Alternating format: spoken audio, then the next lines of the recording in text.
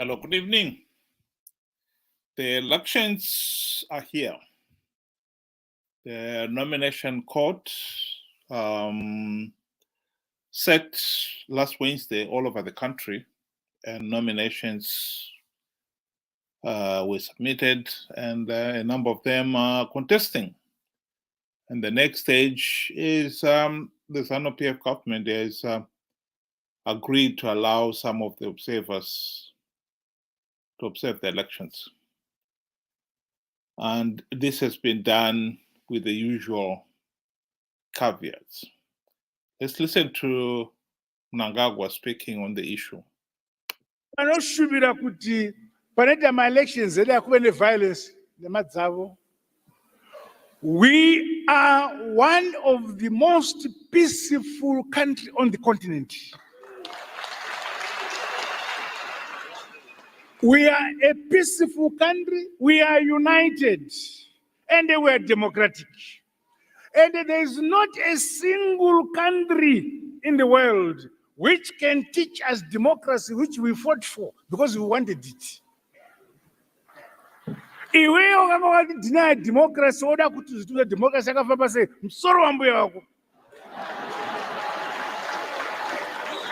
We are the people who fought for this democracy, and we enjoy the democracy. We shall entrench it.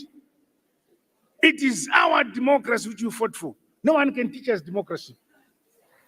Saka tina ma-elections edaya tatibanda kuzobona kuti no voters say ngavabuye. Asi kune vamwe vakataura kuti vakatobudisa ma-results avo siyateta ma-election ava vabuyi. Ko munozovingei makatonyora ma-results kuti achabuda akadai to hell nemwi. Toda vasati vanoda kuzobona zvinenge zvichiitika because we are transparent. There we have it. We are transparent. We are democratic.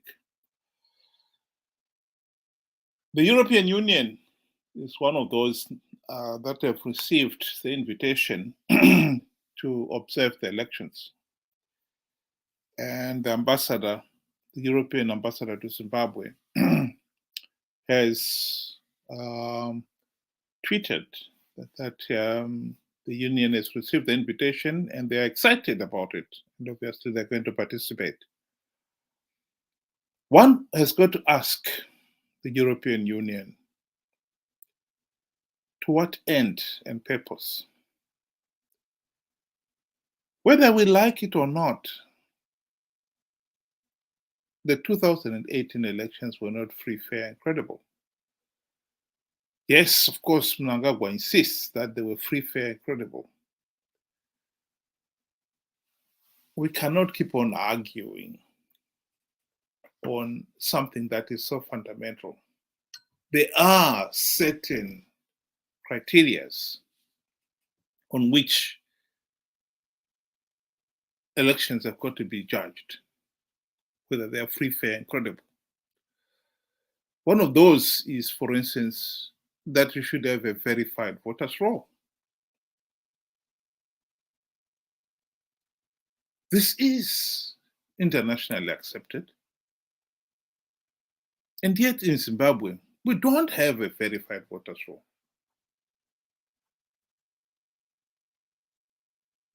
The law says the verified voters roll should be released at least one calendar month before nomination day. It was not. A few weeks before nomination, ZEC allowed people to inspect for 7 days the voters roll. And in those 7 days alone, people discovered so many mistakes, their names missing, their names posted in sometimes other wards, in some cases other constituencies, in some cases missing altogether. This is just after 7 days. So if the voters' roll had been available for inspection all along, which it should be, a lot more mistakes, no doubt, would have been discovered. And if the voters' roll had been properly audited, a hell lot more mistakes would be picked up. Things like individuals who have their names on the voters' roll in more than one ward or more than one constituency can only be picked up when you've got a proper audit. The inspection that was allowed the individual to check for their name. You were not checking for anybody else's name or how many times your name appears on the voters' roll. It was just your name. If you checked your name and you found it is there, that's fine. Next. So it wasn't an audit at all. And the funny part of it is our friends in the opposition were tripping over each other to submit their nomination papers. Even when they'd been told and repeatedly warned that ZEC had failed to produce the voters' roll for a proper audit. And so there is no audited voters' roll. They still participated regardless. This is at the heart of Zimbabwe's failed political system. Because people like Mnangagwa have always turned around and said, well, you cannot say the elections were not free, fair, and credible. Look at the number of opposition parties who participated. Why would they participate if the process was flawed and illegitimate? And of course, he's got a valid point. But the truth of the matter is, these opposition parties have been participating, knowing fully well that the process is flawed, knowing fully well that by participating, they are giving legitimacy to Zanu PF, but they've still continued to participate because they were after the few gravy train seats that Zanu PF has been obliged since the 2008 to 2013 GNU to give away. When Zanu PF blatantly rigged the 2008 elections,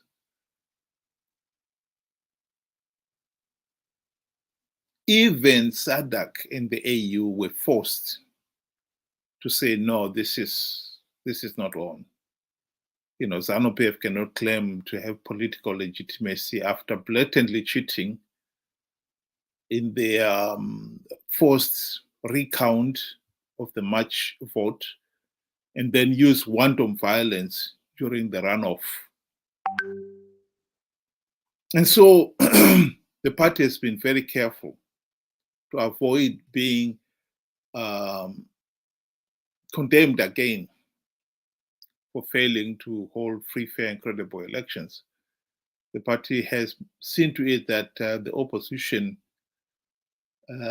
participates in numbers. And one way of making sure that that happens is making sure that there are some seats they can win. And the opposition in Zimbabwe has been content with that. And so this has been the unwritten arrangement between the ruling party and the opposition, even without a verified voters' roll. And we all know that without a verified voters' roll, that gives Zanu PF 1,001 ways of rigging the elections. The opposition disregarded all that and still submitted their nomination papers in numbers, falling over each other. What we have in Zimbabwe is a situation here where the political system has been corrupted to the point where there is not going to be any meaningful change. This is where we come back to our friends, the European Union. In 2018, for the elections then, the European Union sent in the biggest team of election observers. If I'm not mistaken, there were 246 of them. And they did a thorough job. They listed what was wrong with those elections and why they were not free, fair, and credible. And then they came up with 23 reform recommendations to bring Zimbabwe's elections to acceptable international standards. Since the 2018 elections, not even one token reform has been implemented. You can't blame Zanu PF for that, because Zanu PF knows that after 43 years of misrule, Zanu PF will never win free, fair, and credible elections. And when you know you're not going to win free, fair, and credible elections, you've got to say to yourself, even if I was in Zanu PF's shoes, would I implement democratic reforms and risk losing elections? The answer is no. And what makes it easy for Zanu PF here is that during the 2008 to 2013 GNU, the opposition had the chance to implement the reforms. They didn't have to ask Zanu PF to implement, they had the chance themselves to implement those reforms. They took their eyes off the ball, and they failed to implement even one meaningful reform in 5 years. And post the GNU, the opposition had settled for whatever Zanu PF could give away in return for them participating to give Zanu PF legitimacy. They knew Zanu PF needed legitimacy to keep up this facade that Zimbabwe was post the GNU, a healthy and functioning multi-party democracy. And so the European Union, as much as they've said Zanu PF should have implemented the 23 reform recommendations, they also have got to say, if they were Zanu PF, they would not have implemented the reforms when they had the certainty that the opposition would participate regardless of there being not even one token reform in place. So the question then is, why has the European Union, and indeed, to be fair to them, the Americans, the Commonwealth, and all these other international institutions and bodies who have been pushing, and we thank them for that, pushing for democratic reforms in Zimbabwe, why have they not turned round and spoke to the errant opposition? I think one of the weakest problems, one of the contributory factors, is the failure to hold the opposition to account. Why are you keeping on participating in elections that are so flawed? You cannot change the result. You know good by participating and giving the ruling party legitimacy. Why are you keeping on participating? And yet, most, if not all of these international organizations and parties have never, as far as I know, taken the opposition to task on that issue. If we are serious about having free, fair, and credible elections, it is not just Zanu PF we have got to hold to account.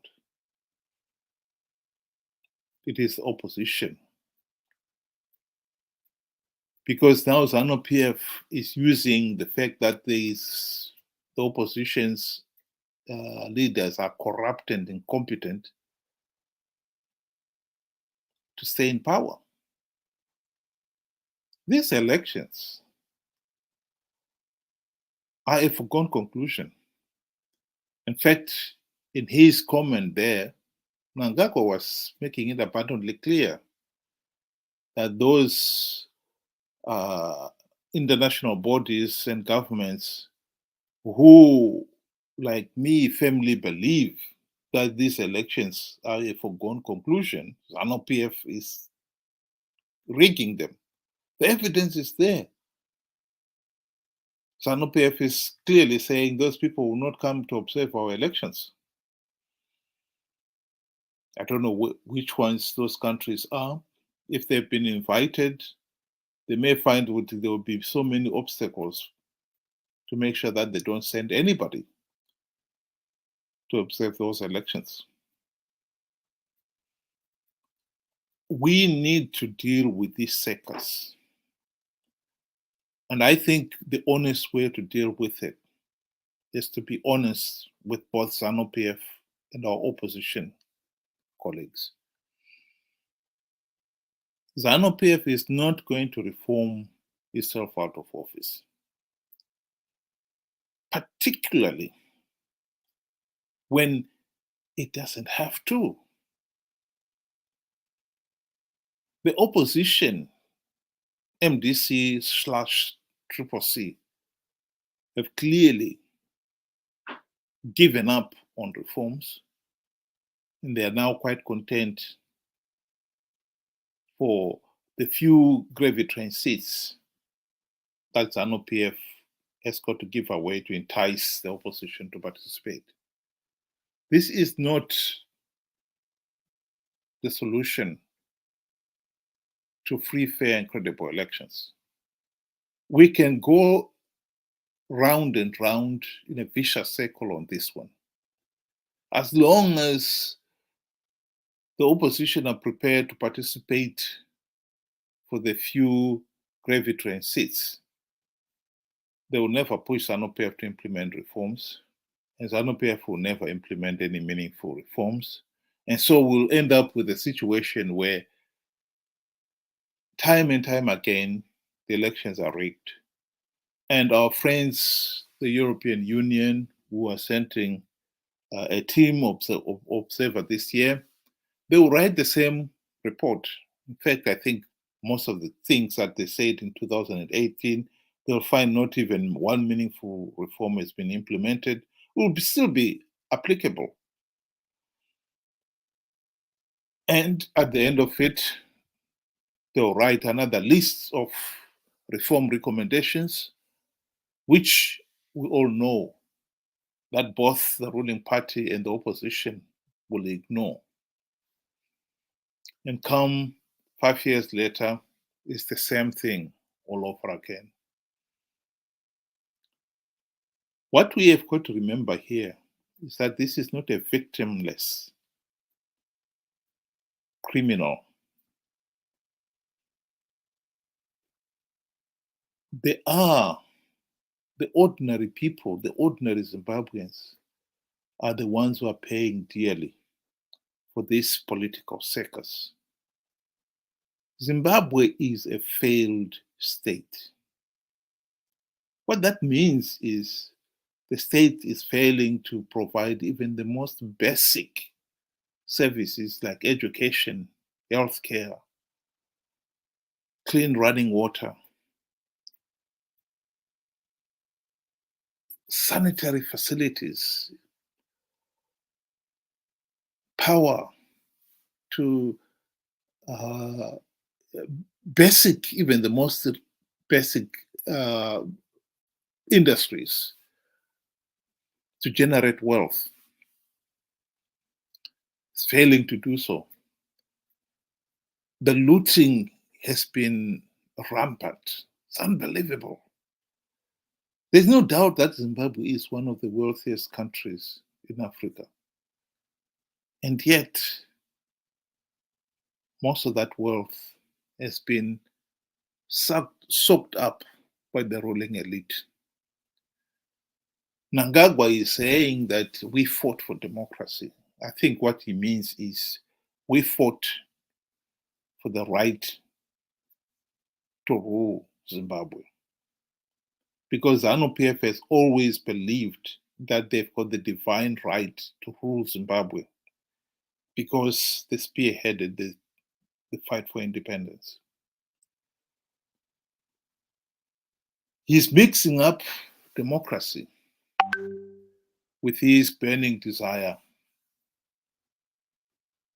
to rule Zimbabwe no matter what. This is a regime that believes that if anyone else was to rule Zimbabwe, they would rather burn down the whole country. That is our commitment to the right to rule. And lo and behold, after 43 years and counting, the country is indeed in ashes. 49% of our people are today living in abject poverty.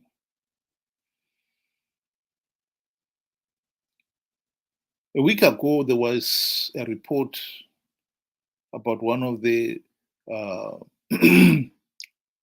officials in the Ministry of Primary and Secondary Education who attended a parliamentary committee and was being questioned on the standards for education. And he admitted to them that there are many students in Form 3. This is the equivalent of 7 years of primary education and 3 years of secondary education. That is 10 years of formal education, and yet they cannot read or write. That's how far our education system has collapsed.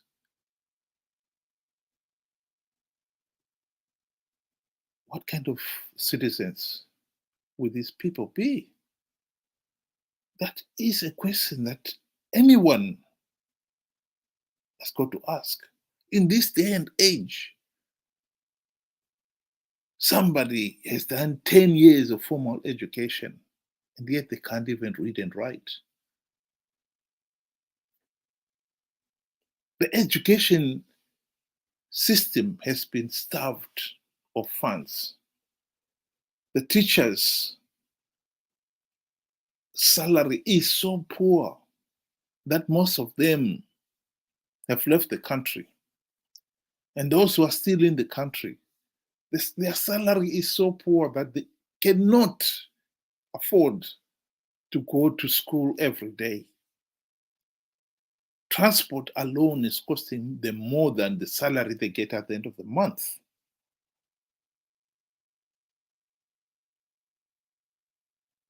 The schools themselves, the facilities are in such a sorry state that it is really, you cannot pretend that there could be any quality education being delivered there. In this day and age, we are now churning out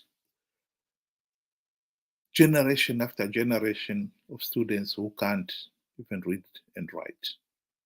That is tragic.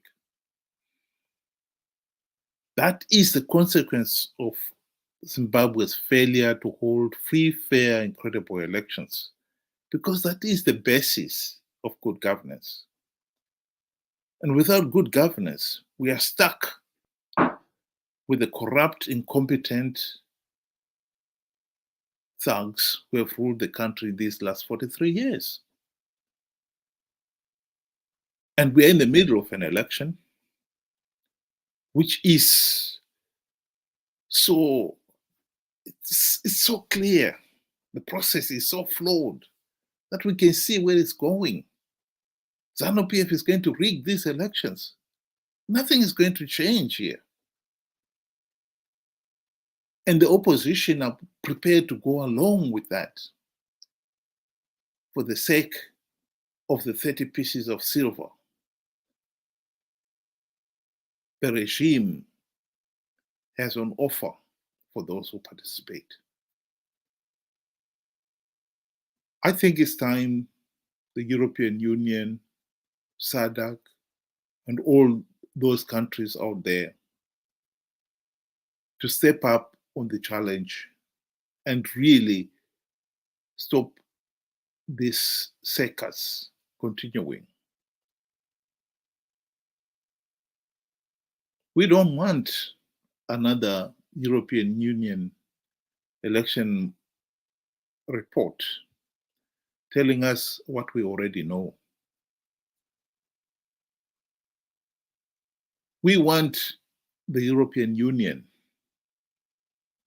to really, if not now, at least in their report, take the opposition to task on this issue. Because without the opposition being taken to task, this circus will continue. It is unbelievable that the opposition is participating in an election that is so flawed that you don't even have something as basic as a verified voters roll. We don't need the European Union to tell us that you should have a verified voters roll. They know it. And leaders like Tendai Biti and David Coulter, they've admitted it. But they're keeping on participating out of greed. We have to address this problem of greed on the part of the opposition. The opposition in Zimbabwe has been totally discredited. We cannot pretend the opposition is fighting for democracy. No more than we can pretend that Mnangagwa and his Zanu PF friends are fighting for democracy. They pretend, or he's claiming, that we fought for democracy and we are determined to maintain democratic rule. We all know that he doesn't care about democratic elections. All he cares about is that Zanu PF must remain in power at all costs.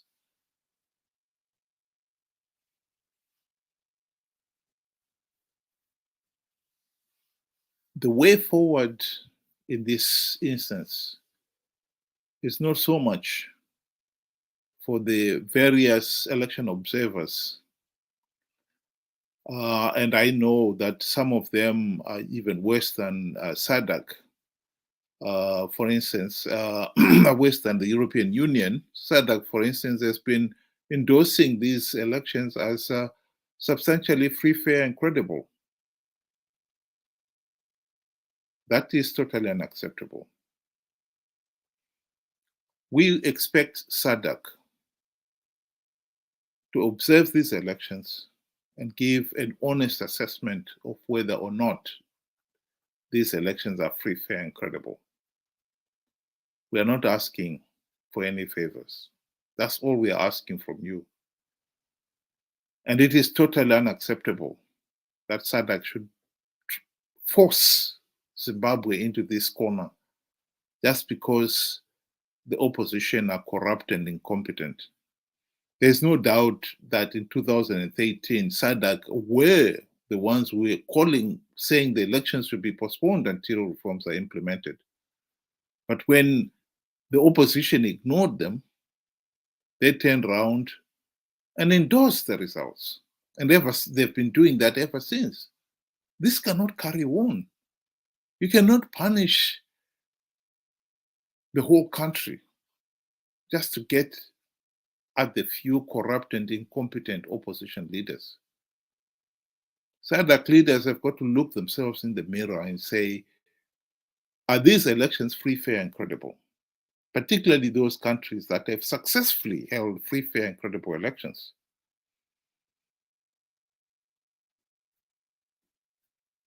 That is all we are asking for. We are not asking for any favors. The European Union has got to say to themselves, well, these elections are just a repeat of 2018. But take it one step further. Why is it that the opposition is participating in these elections, knowing that there was not even one meaningful reform implemented? We cannot pretend the opposition is as innocent as a rose. They are not. As long as Zanu PF can hide behind the opposition, this circus is not going to stop. Zimbabwe is already a failed state. 49% of our people are living in abject poverty. Another 5 more years of this nightmare is unthinkable. And yet, it is a reality. We are already in the middle of the elections. We can't boycott the elections now. It's too late. We can't force Zanu PF to stop the elections. What we can do is make sure that Zanu PF and their friends in the opposition know that this process is flawed and the opposition are participating in them out of greed. And we would like our friends in the SADC region to remember that they've got a responsibility to the people of Zimbabwe to stop endorsing and granting Zanu PF legitimacy for a process that they know themselves is undemocratic. It is within our powers to end this circus. And I think we should all do our bit. And asking our observers to give an honest assessment of what is going on the ground is not asking for too much. It is not asking for too much. Thank you and good night.